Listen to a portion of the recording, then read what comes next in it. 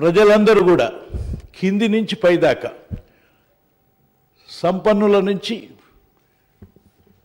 ఒక పేదవాడి దాకా పడుతున్నటువంటి బాధలు ఇంత అంత కాదు. వాటిని ఆ ఇబ్బందిని మనం సరిచేయటం అనేటువంటిది సరే నాకు మీకు ఎదురవుతున్నాయి, నాకు ఎదురవుతున్నాయి. నేను రోజు బ్యాంకు పోతే నాకు కూడా ఒకనాడు 6,000 ఇచ్చిండ్రు, ఒకనాడు 24,000 ఇచ్చిండ్రు. నీకు ఇవ్వలేదా? నువ్వు తీసుకోలేదైతే నీకు అవసరం లేదు కదా, నీకు అవసరమే లేదు. నువ్వు అన్నీ వ్యవహారమే చేస్తుంటావు. ఇక అందరికి ఎవరెవరికి ఇప్పించాలనో ఇప్పించకూడదు అని.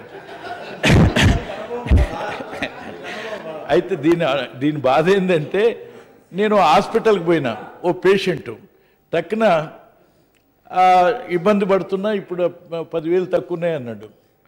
నేను తెచ్చిందే ఇవాళ 4,000 ఉన్నది, 4 నోట్లే ఉన్నాయి, 4 2 8,000 ఉన్నాయని. కానీ నేను దబ్బున ఆ 4 కూడా 4,000 అనుకొని 4,000 ఉన్నాయని ఇచ్చిన. అలవాటు ప్రకారం ఇస్తే సరే 8,000 సార్ ఇవి అన్నాడు. సరే మంచిదే, ఇంకంతవరకు తీసుకోమని చెప్పిన. అంటే అంత ఇబ్బంది ఉన్నది అని చెప్పడానికి మీకు తెలియజేయటానికి ఈ ప్రయత్నం చేస్తున్నా. దేశ ప్రయోజనాల కోసం చేపట్టిన ఈ చర్యను తెలంగాణ ప్రభుత్వం మనస్ఫూర్తిగా స్వాగతిస్తున్నది. అదే సమయంలో